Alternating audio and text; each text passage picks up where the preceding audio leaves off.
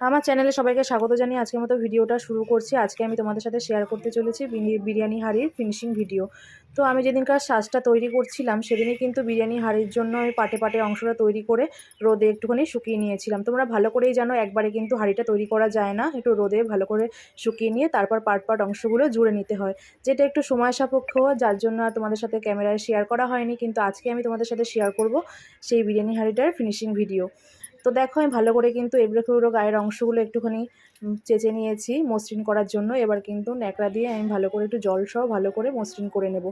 আর কান্দার যে সাইডের যে গলার অংশ, যে জয়েন্ট অংশ, সেখানে কিন্তু আমি ভালো করে একটুখানি জল দিয়ে বেশি করে মসৃণ করব, কারণ ওখান থেকে কিন্তু ফেটে যাওয়ার সম্ভাবনা বেশি থাকে, বিশেষ করে পোড়ানোর সময়।